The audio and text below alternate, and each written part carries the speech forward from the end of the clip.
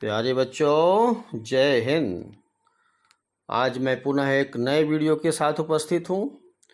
आज का शीर्षक है सीबीएसई कक्षा 11 हिंदी कोर के अंतर्गत काव्यखंड का पहला पाठ कबीर, जिसमें समाज सुधारक एकेश्वरवादी फक्कड़ एवं अक्खड़ संत कवि कबीर दास जी ने अनेकता में एकता का, खंडता में अखंडता का समर्थन करते हुए एक ही परम तत्व को स्वीकार करने का संदेश दिया है। आइए हम सीधे चलते हैं कविता पर। हम तो एक एक करी जाना,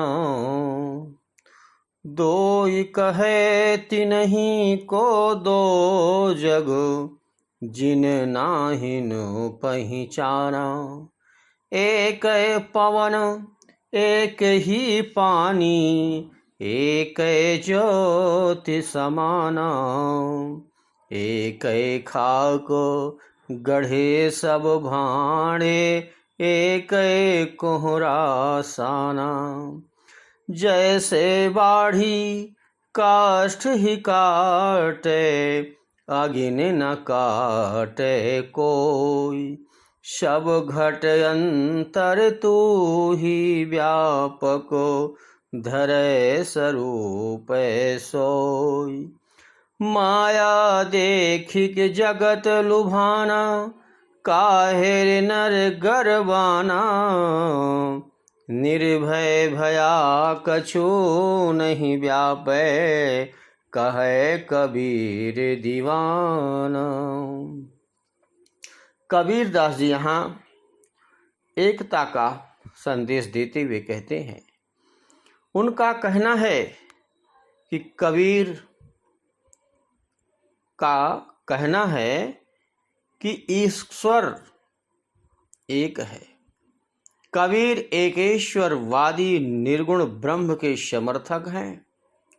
जगत और ब्रह्म वो दोनों को पृथक पृथक नहीं मानते, एक ही परम सत्ता को स्वीकार करते हैं। उनके अनुसार इस नाना विधि संसार का रचयिता एक परमात्मा ही है।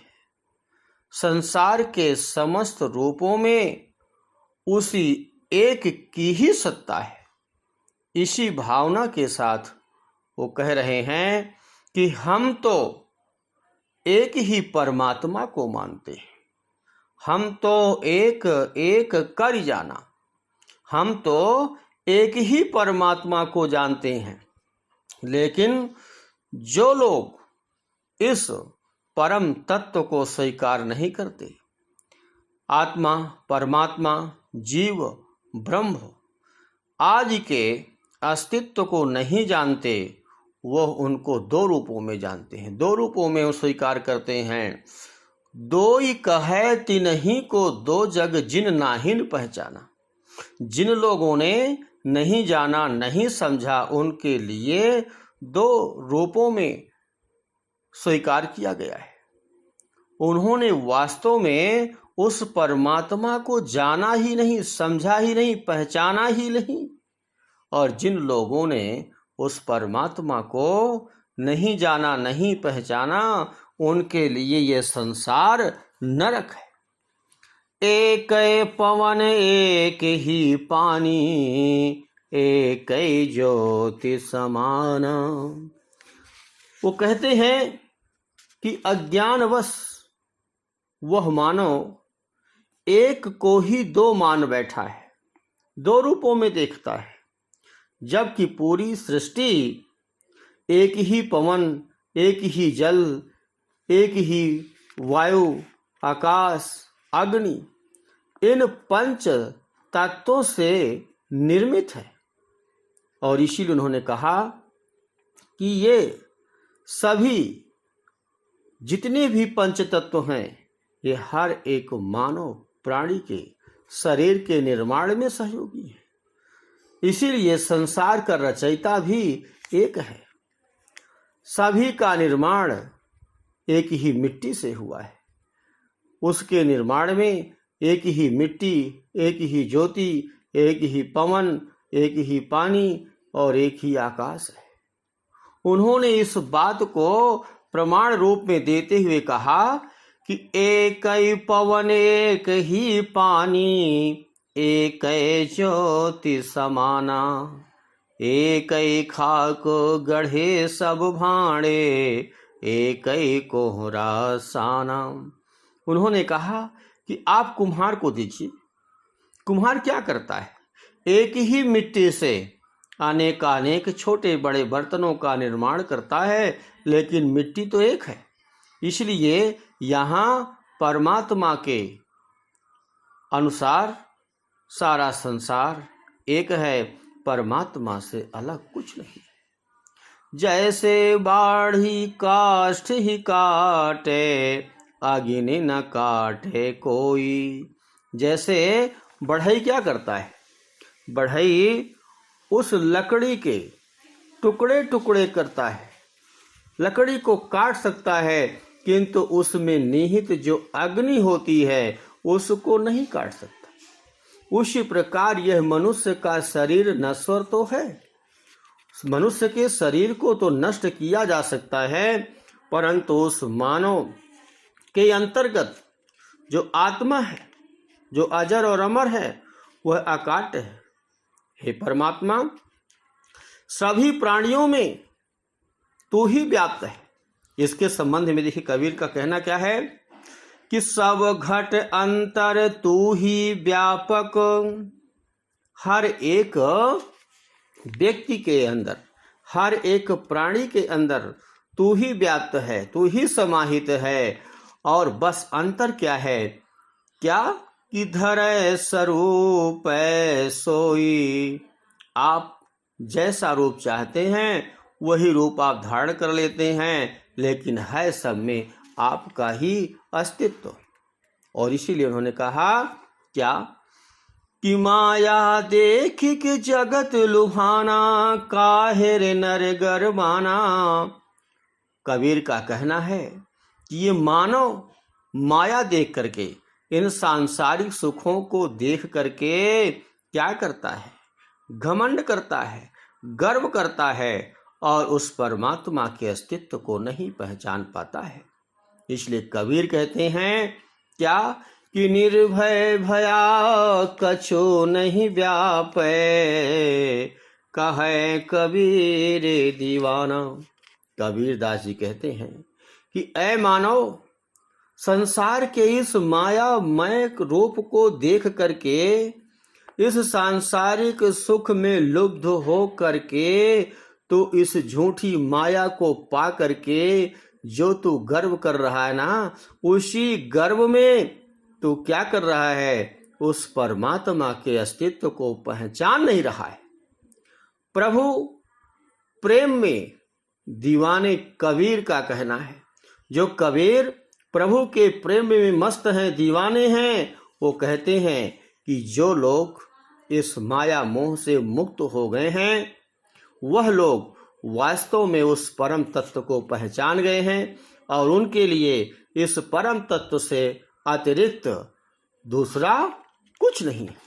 तो बच्चों, इसके साथ यह पद समाप्त होता है।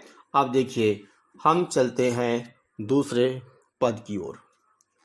कबीर कहते हैं, संतो देखत जग बोराना। ए संतो, ऐ सज्जनों, जरा देखो तो ये संसार पूरा का पूरा पागल हो गया है। क्यों? क्योंकि साच कहो तो मारन धावे, झूठे जगपतियाना। यदि सच्ची बात कहता हूं तो ये हमको मारने दौड़ते हैं, अर्थात इनको बुरा लगता है। और यदि इनको झूठी बात बताइए, गलत रास्ता दिखाइए, इनकी झूठी बड़ाई करिए, तो इनको बड़ा अच्छा लगता है, इनको हम पर विश्वास हो जाता है, इनका मन प्रसन्न हो जाता है।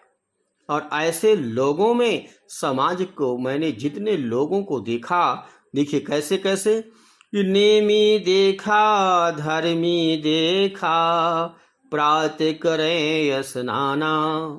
मैं बहुत से नियम का पालन करने वाले, धर्म का पालन करने वालों को देखा, क्या करते हैं कि प्रातः काल स्नान करके और आत्म मारी पखा नहीं पूजे, और क्या करते हैं, आसन जमा करके पत्थर पूजने बैठ जाते हैं।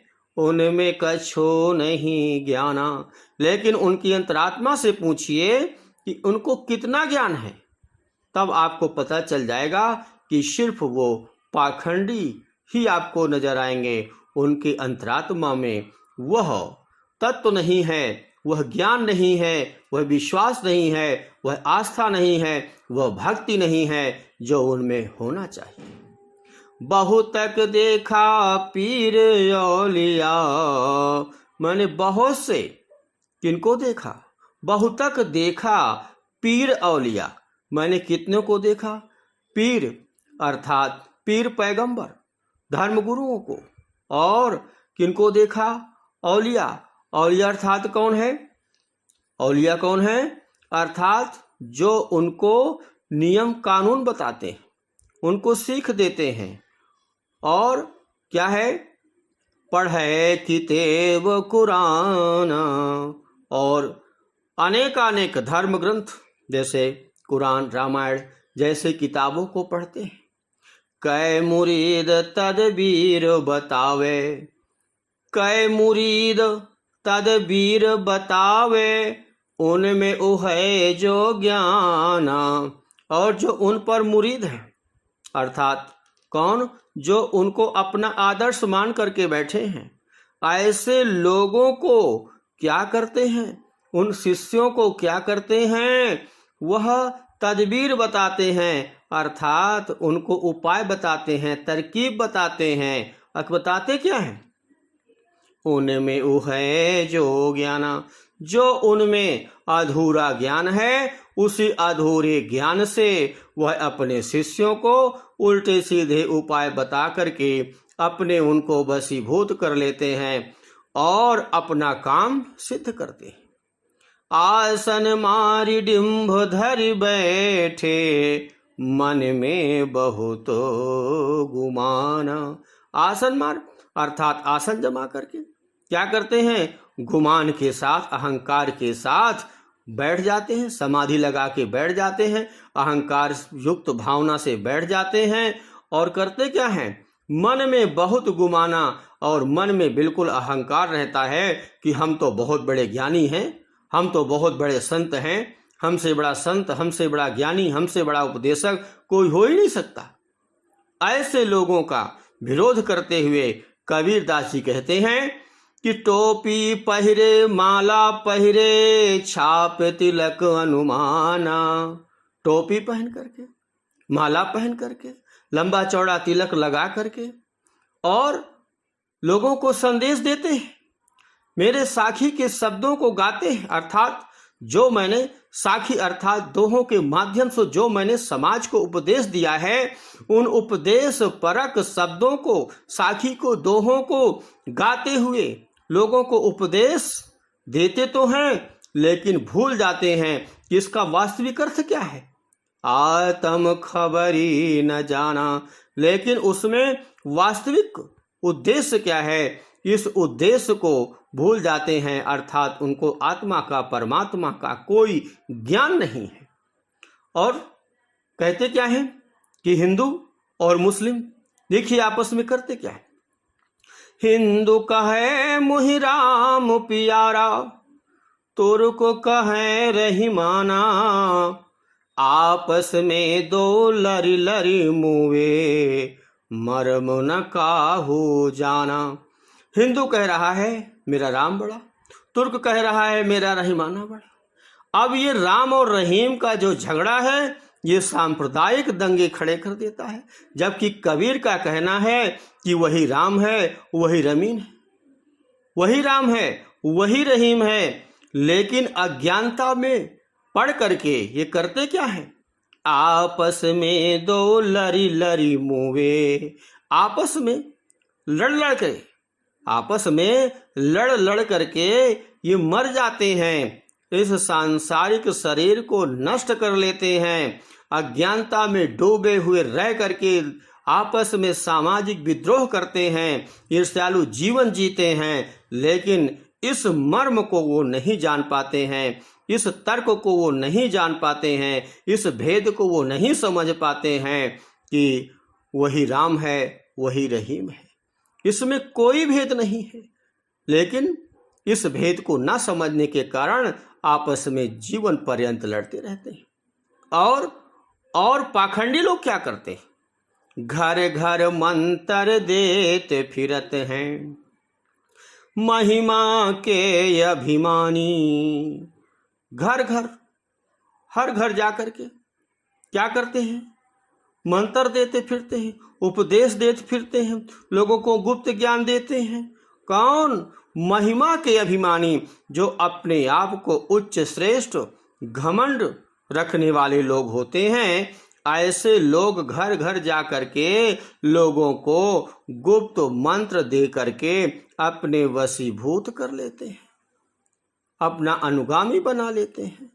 लेकिन ऐसे घमंडी वाले लोग जो इस मानव समाज में लोगों को झूठा उपदेश देते हैं, ऐसे लोगों की दशा क्या होती है कि गुरु के सहित सिख सब बूढ़े। ऐसे लोगों की दशा क्या होती है? गुरु के सहित शिष्य तो डूबेगा ही, गुरु भी डूब जाता है, तो गुरु के सहित शिष्य सब डूबे, गुरु और शिष्य सब डूब जाते हैं। अर्थात एक दिन इनका अंत हो जाता है, इनका पाखंड सामने आ जाता है, और फिर अंत काल में पछताने के अलावा, पश्चाताप करने के अलावा इनके पास और कुछ नहीं बचता है।